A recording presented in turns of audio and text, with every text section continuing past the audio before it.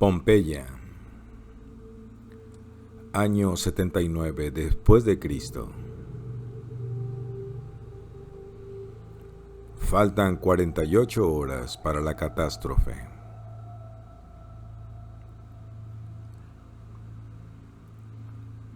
Robert Harris.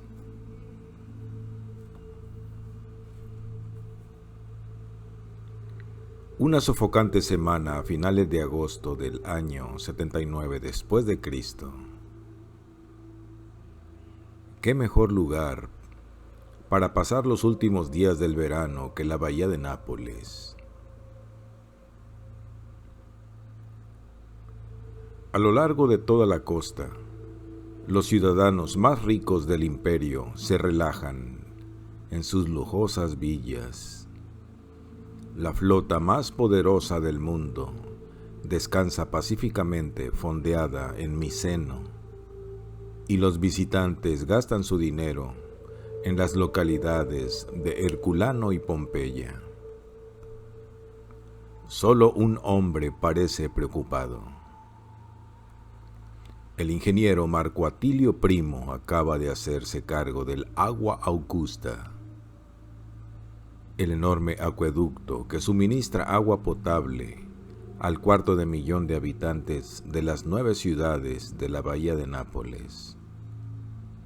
Y por primera vez desde hace generaciones, los manantiales se están secando. Su predecesor ha desaparecido, y hay un problema en algún punto de los 90 kilómetros de la conducción principal al norte de Pompeya, justamente en las faldas del Vesubio. Atilio, responsable, respetable, práctico, incorruptible, asegura a Plinio, comandante de la flota imperial y famoso erudito, que puede separar el acueducto antes de que los depósitos de reserva se queden sin agua. Pero mientras se encamina hacia el Vesubio, se dispone a descubrir que hay fuerzas que ni el imperio más grande del mundo puede controlar. Los romanos dividían el día en 12 horas. La primera, la hora prima, empezaba con la salida del sol. La última, la hora duodécima, finalizaba con el ocaso. La noche se dividía en 8 guardias: vespera, prima fax, concubia e intempesta. Justo antes de medianoche, inclinatio, gallicinium, conticinium y diluculum después.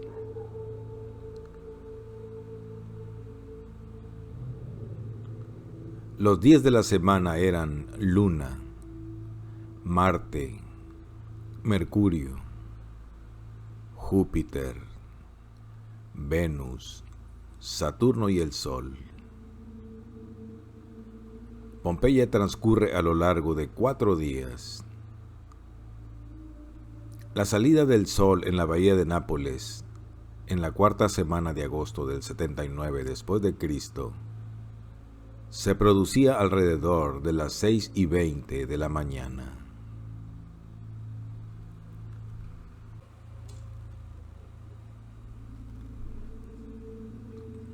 Marte, 22 de agosto, 2 días antes de la erupción.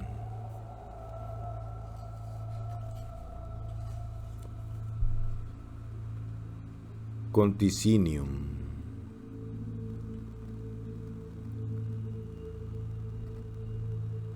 Dejaron el acueducto 2 horas antes del amanecer y,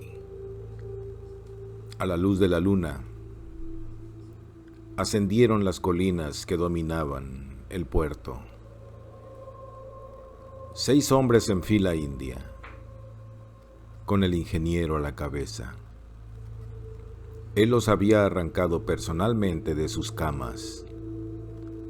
Un montón de caras hoscas y legañosas y de extremidades entumecidas. Y en ese momento los oía rezongar y quejarse a su espalda, porque las voces resonaban en el tibio y quieto aire de la madrugada. ¡Qué tontería de misión!, masculló alguien. Los niños deberían quedarse en casa, comentó otro. Avivó el paso.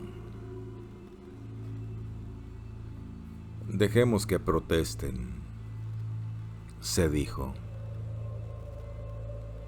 Ya empezaba a notar que se avecinaba el calor de la mañana, la promesa de un nuevo día sin lluvia.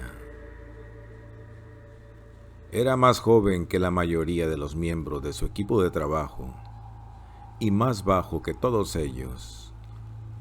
Una figura compacta y musculosa de cortos cabellos castaños. Los mangos de las herramientas que llevaba a la espalda, una pesada hacha de bronce y una pala de madera, se le clavaban en la bronceada piel de la nuca.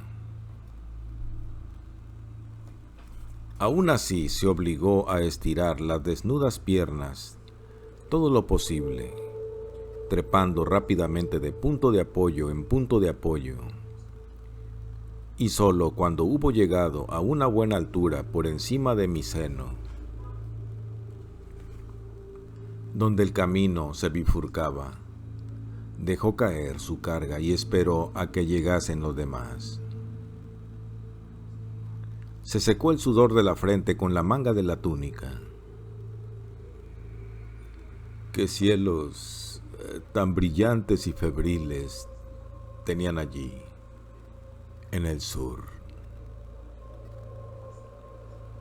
Incluso faltando tan poco para el alba, la gran bóveda estrellada se extendía hasta el horizonte.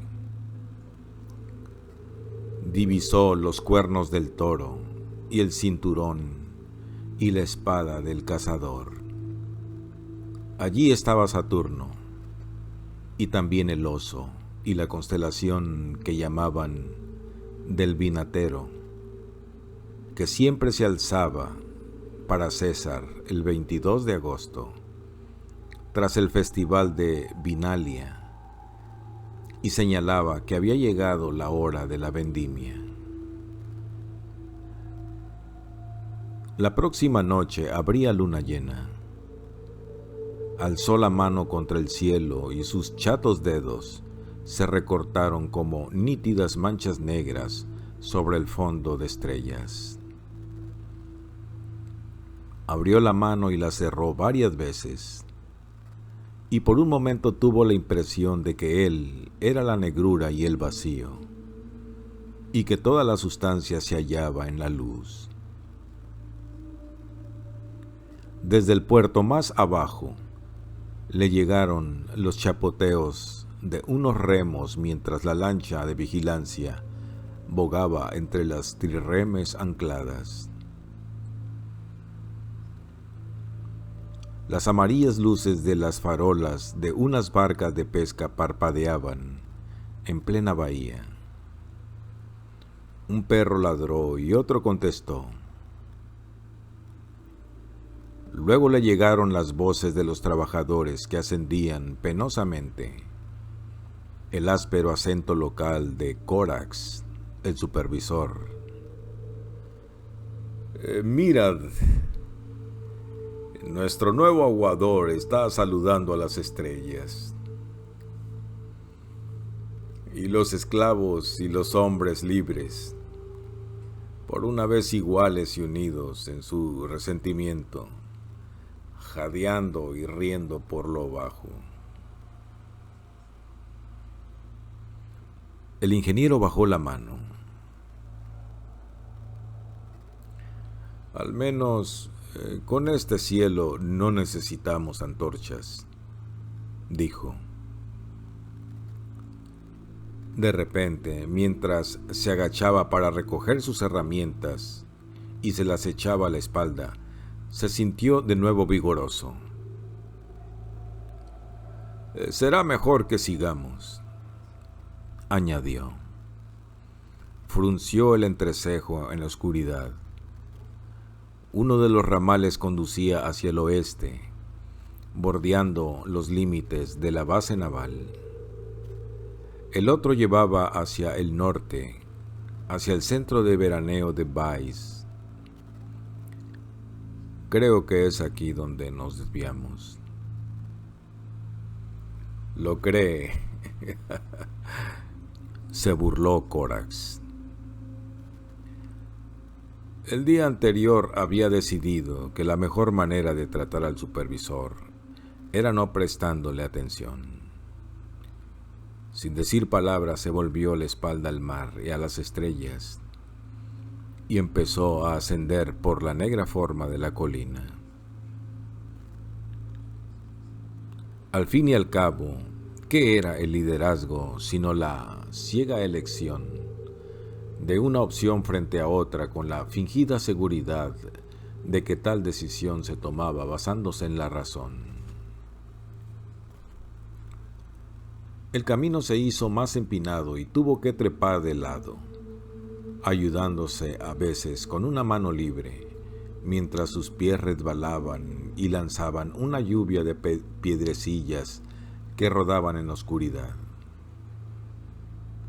La gente contemplaba esas pardas colinas abrasadas por los incendios de matojos en verano y creía que estaban secas como el desierto. Pero el ingeniero sabía que no era así. No obstante, notó que su seguridad de antes flaqueaba e hizo un esfuerzo por recordar qué aspecto había tenido el camino bajo la luz del sol el día anterior, cuando había ido a inspeccionarlo por primera vez.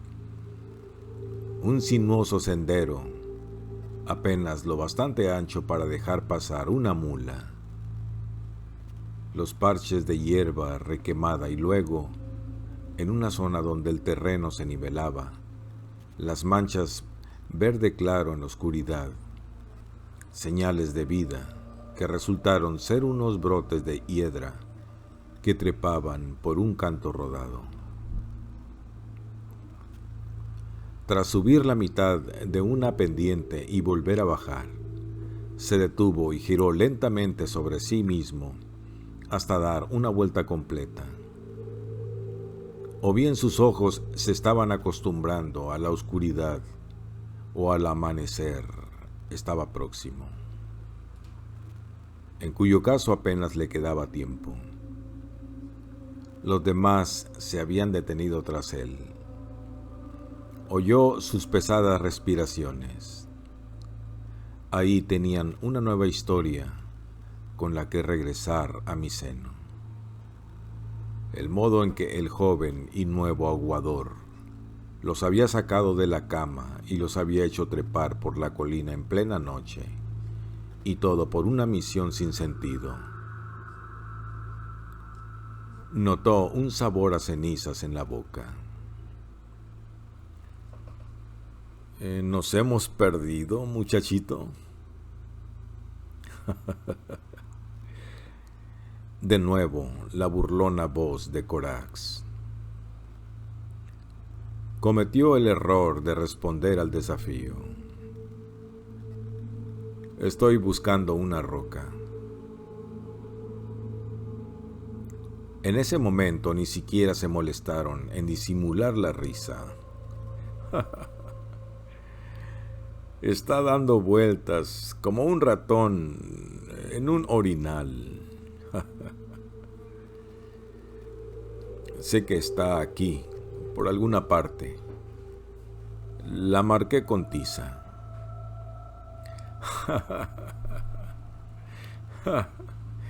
se oían más risas. Se encaró con ellos. El chaparro Corax, de anchos hombros.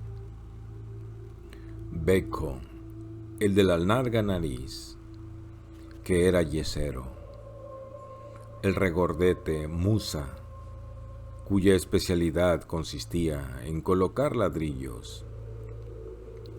Y los dos esclavos, Polites y Corvino. Hasta sus borrosas figuras parecían burlarse de él. Reíd, sí, pero os prometo esto. O la encontramos antes del amanecer, o volveremos todos mañana por la noche, incluido tú, Gabio Corax, pero asegúrate de estar sobrio.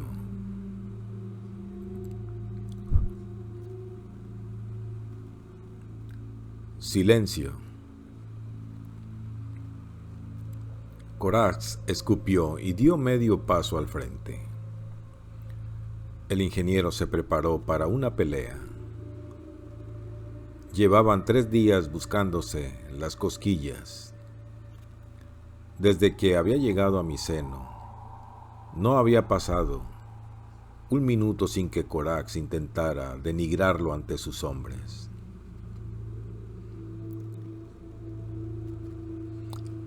¿Y si luchamos? Pensó el ingeniero. Él ganará. Son 5 contra 1 y arrojarán mi cuerpo por el acantilado y dirán que resbalé en la oscuridad. Pero ¿cómo se lo tomarán en Roma si un segundo aguador desaparece en agua Augusta en menos de 2 semanas? Durante un largo momento se escrutaron mutuamente, a menos de un paso de distancia, tan cerca que el ingeniero percibió claramente el olor a vino rancio en el aliento del hombre mayor. Pero entonces uno de los otros, Beko, dio un grito y señaló algo. Apenas visible tras el hombro de Corax había una roca, marcada en su centro con una gruesa cruz de tiza blanca.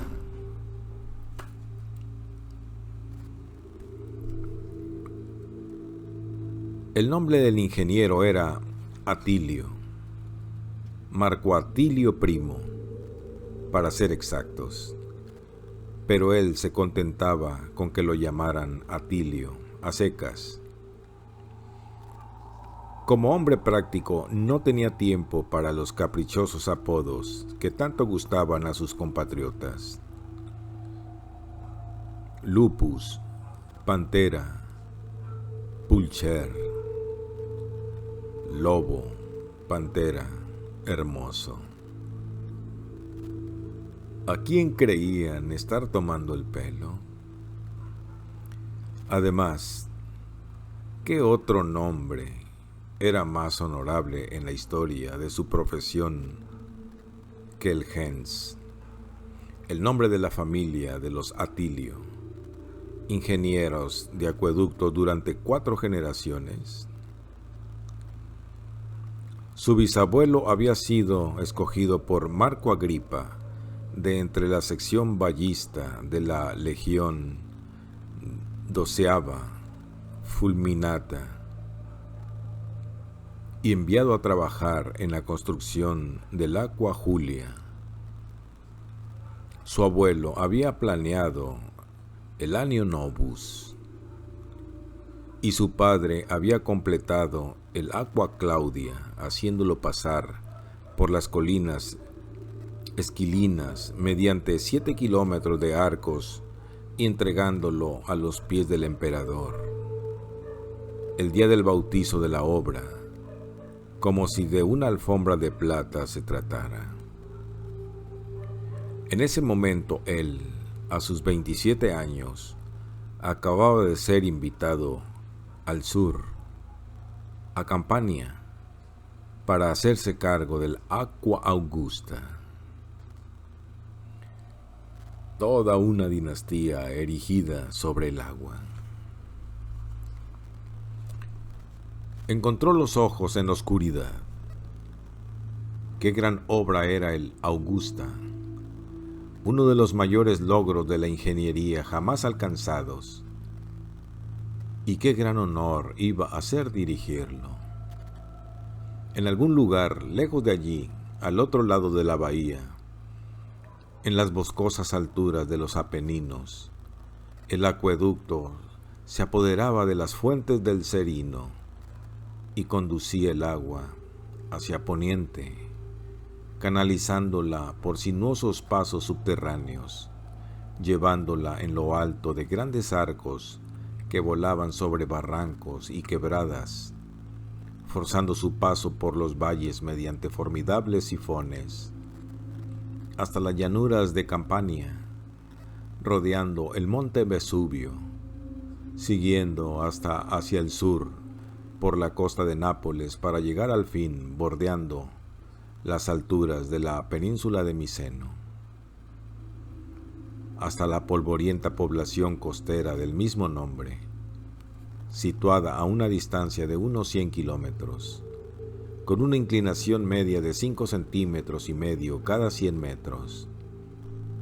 Se trataba del acueducto más grande del mundo, más largo incluso que los mayores de Roma y mucho más complejo, puesto que, si sus hermanos solo alimentaban una ciudad, el serpentino canal de la Augusta, la matriz, como lo llamaban, el cordón umbilical, alimentaba no menos de 9 poblaciones alrededor de la bahía de Nápoles. Primero, al final de un largo conducto, Pompeya, luego Nola, Acerras, Atella, Nápoles, Puteoli, Cumas, Bahías y finalmente Miceno. Y en opinión del ingeniero, ahí radicaba el problema. El acueducto abastecía a demasiadas poblaciones. Al fin y al cabo, Roma contaba con más de media docena de ellos. Si uno se estropeaba, los demás podían compensar el déficit. Pero allí no había suministro de reserva, y mucho menos con aquellos calores y después de 3 meses de sequía. Los pozos que durante generaciones habían abastecido de agua se habían convertido en agujeros polvorientos. Los arroyos estaban secos y los lechos de los ríos eran ahora cañadas para que los granjeros llevaran su ganado hasta el mercado. Incluso el Augusta daba señales de agotamiento. El nivel de su enorme depósito bajaba por momentos. Ese era el motivo que lo había llevado a la colina en plena madrugada, a unas horas en que debería haber estado en la cama.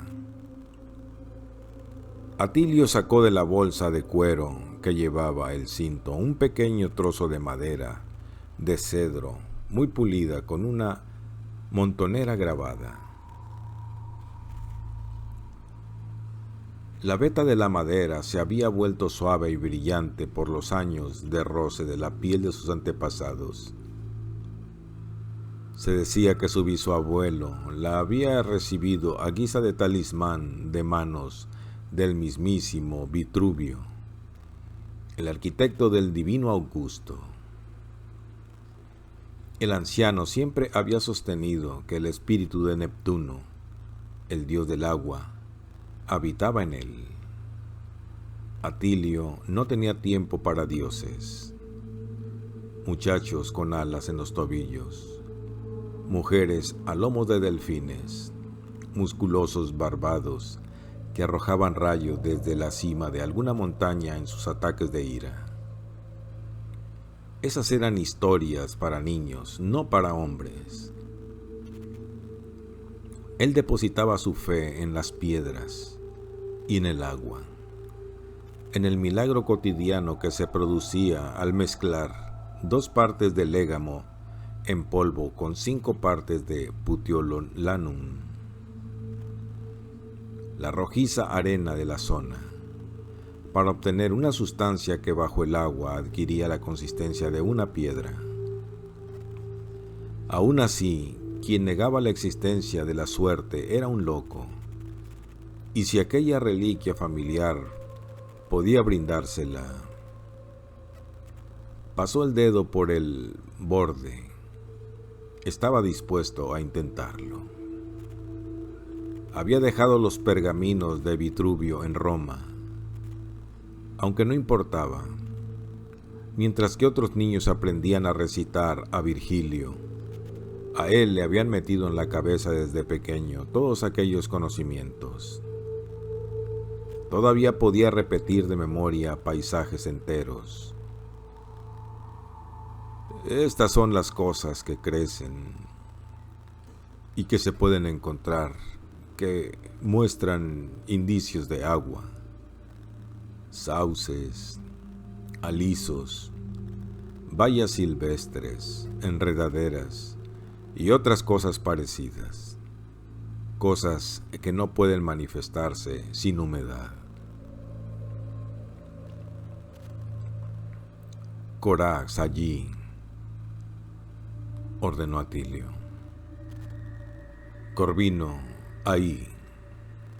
Beco, coge el palo y marca el lugar que te diré. Vosotros 2, mantener los ojos abiertos. Corax lo fulminó con la mirada al pasar. Luego, dijo Atilio. El supervisor apestaba a resentimiento tanto como a vino rancio. Sin embargo, ya tendrían tiempo de pelearse cuando volvieran a Miceno. En ese momento tenía que apresurarse. Una neblina grisácea había tapado las estrellas. La luna se había ocultado. A unos 22 kilómetros hacia el este, justo en el centro de la bahía, la boscosa pirámide del Vesubio se estaba haciendo visible. El sol saldría tras él. Así se comprueba la existencia del agua. Estirarse en el suelo boca abajo, antes del amanecer, en el lugar donde hay que hacer la búsqueda y con la barbilla tocando en el suelo y bien apoyada examinar la zona. De este modo, la vista no se extraviará más alto de lo necesario porque la barbilla permanecerá inmóvil. Atilio se arrodilló en la rala y agostada hierba. Se inclinó hacia adelante y dispuso la pieza de madera de forma que quedara alineada con la cruz dibujada en la roca a unos 50 pasos de distancia. A continuación apoyó la barbilla y extendió los brazos. El suelo seguía estando tibio del día anterior. Partículas de cenizas volaron ante sus ojos cuando se estiró. Ni rastro de rocío. 78 días sin lluvia. El mundo ardía. Por el rabillo del ojo vio a Corax haciendo un gesto obsceno con la pelvis. Nuestro aguador no tiene esposa y por eso intenta follarse a la madre tierra. Entonces, a su derecha, el Vesubio se oscureció y la luz asomó tras su ladera. Un rayo de calor alcanzó la mejilla de Atilio, que tuvo que alzar la mano para protegerse el rostro del deslumbramiento mientras seguía oteando la colina. En esos lugares donde puede verse la humedad retorciéndose y alzándose en el aire, allí hay que cavar, porque tales señales no pueden producirse en lugares secos.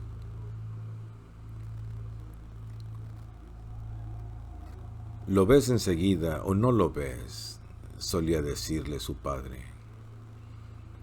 Intentó escudriñar el terreno rápida y metódicamente, pasando su mirada de una porción de terreno a otra.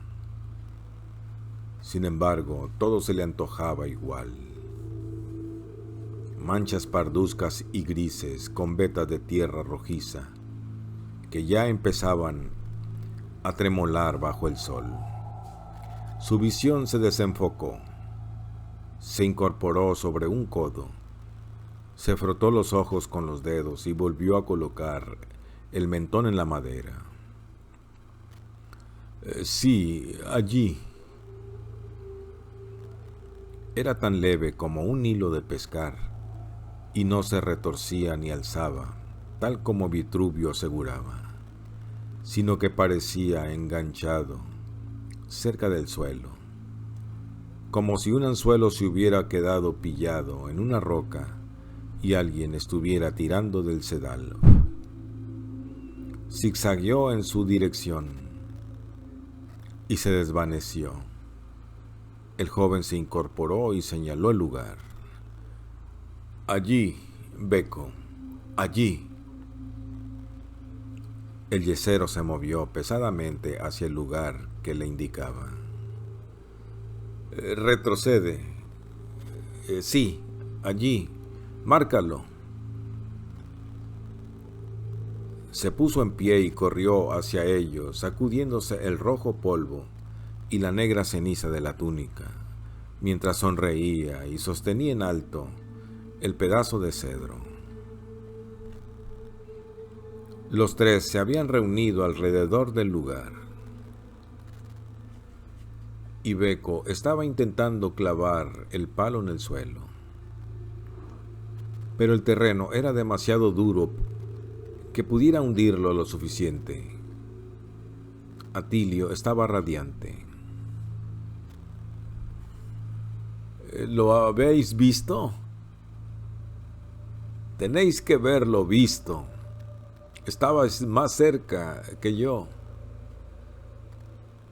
Los tres lo miraron inexpresivamente.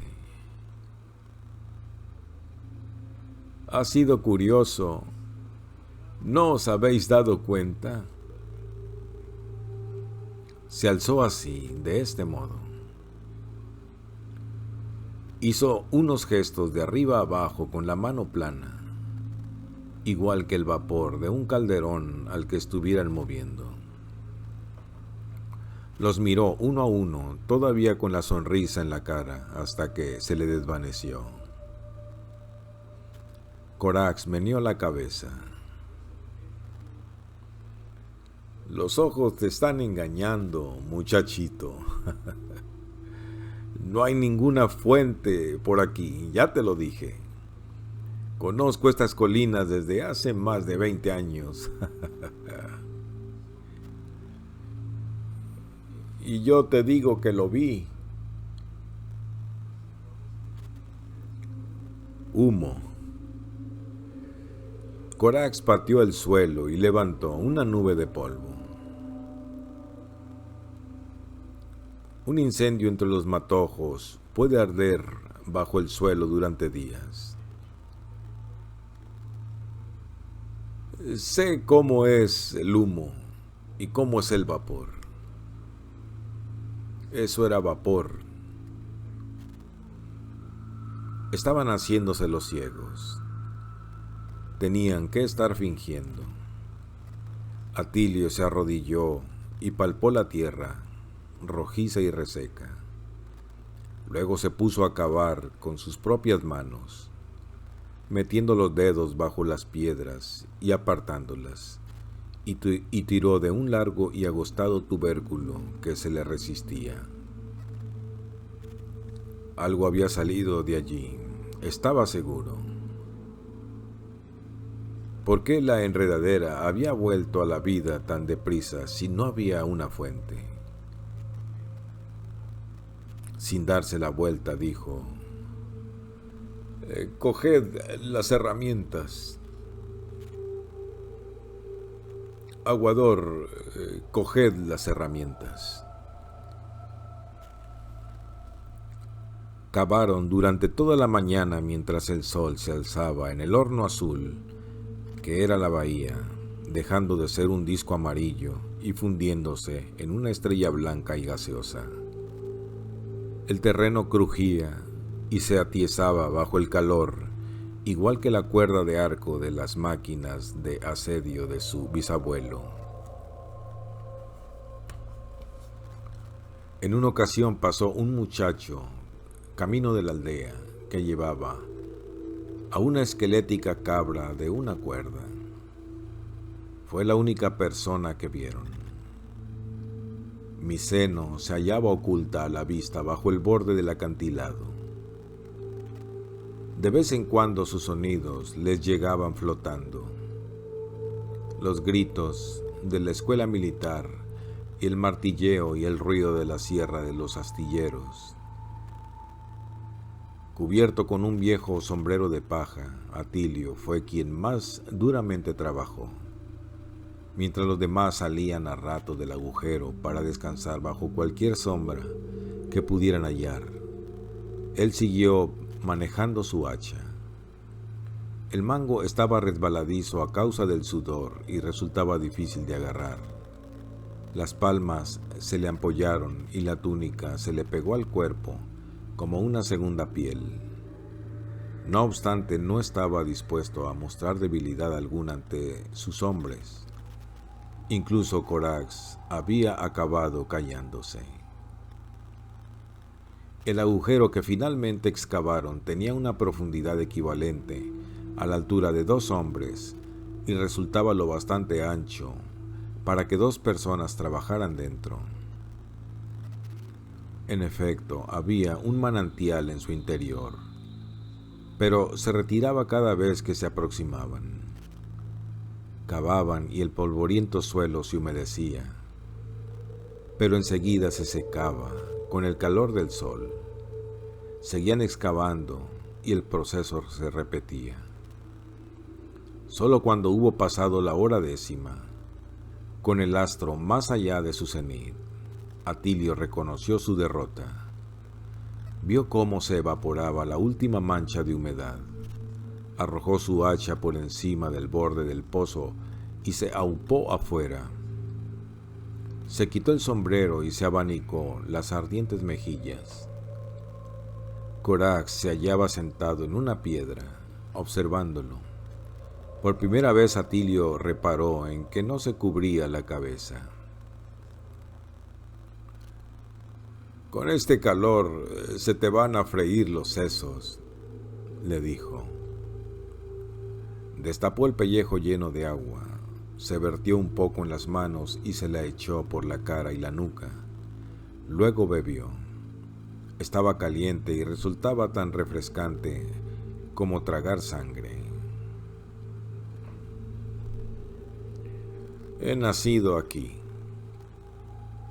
El calor no me molesta. En Campania a esto lo llamamos fresco». Carraspeó y lanzó un escupitajo. Señaló al pozo con un gesto de su prominente mentón. «¿Qué hacemos con esto?» Atilio miró el hoyo. Una fea marca en la ladera de la colina, con grandes montones de tierra a su alrededor. Su monumento, su insensatez. «Lo dejaremos como está. Lo taparemos con tablones y cuando llueva el manantial surgirá, ya lo verán».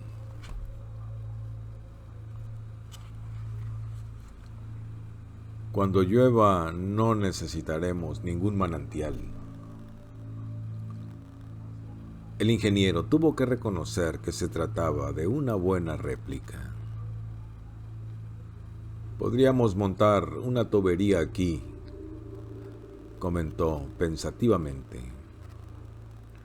Siempre que se trataba de agua era un romántico. En su imaginación no tardó en formarse una imagen idílica y pastoril. Así podríamos regar toda la colina. Aquí podría haber filas de limoneros y olivos. Se podrían excavar terrazas, plantar viñas. ¿Viñas? Corax meneó la cabeza. Así que de repente nos hemos convertido en agricultores. Escúchame, joven experto de Roma. Deja que te diga algo. El Aqua Augusta no ha fallado en más de un siglo y no va a fallar ahora, ni siquiera contigo al frente. Eso espero. El ingeniero acabó su agua. Notaba que se estaba poniendo colorado por la humillación, pero el calor disimulaba su vergüenza. Se ciñó el sombrero de paja y le bajó el ala para protegerse la cara. De acuerdo, Corax. Reúne a los hombres. Hemos acabado por hoy. Recogió sus herramientas y echó a andar sin esperar a los otros. Era perfectamente capaz de encontrar el camino de regreso por sí mismos. Tuvo que tener cuidado con dónde ponía los pies. A cada paso una multitud de lagartijas salía a esconderse entre el seco terreno. Pensó que parecía más África que Italia. Cuando llegó al sendero de la costa, Miceno apareció a sus pies, reverberando bajo el calor igual que un oasis latiendo, o al menos eso le pareció, al mismo ritmo que las cigarras. El cuartel general de la flota imperial del oeste era un triunfo del hombre sobre la naturaleza, ya que ninguna población podía levantarse allí por derecho propio. No había río que la alimentara, ni pozos, ni manantiales. Sin embargo, el divino Augusto había decretado que el imperio necesitaba un puerto desde donde controlar el Mediterráneo. Así que allí estaba, la encarnación del poder de Roma, los brillantes discos de plateado mar de su puerto interior y exterior, los dorados picos y las popas en forma de abanico de los 50 navíos de guerra brillando con el sol del atardecer, el polvoriento recinto del patio de la escuela militar, los techos de teja roja y las encaladas paredes del sector real civil de la población que se elevaban por encima de los mástiles del astillero. 10.000 marineros y otros 10.000 ciudadanos se apelotonaban en aquella estrecha franja de tierra casi desprovista de agua. Solo el acueducto hacía posible la existencia de Miceno. Volvió a pensar en la curiosa manera de moverse del vapor y en el modo en que el manantial había retrocedido en la roca. Curioso país aquel. Se miró tristemente las ampollas de las manos. ¡Qué tonterías de misión!, pensó. Meneó la cabeza, parpadeó para apartarse el sudor de los ojos y reanudó sus fatigados andares en dirección a la ciudad.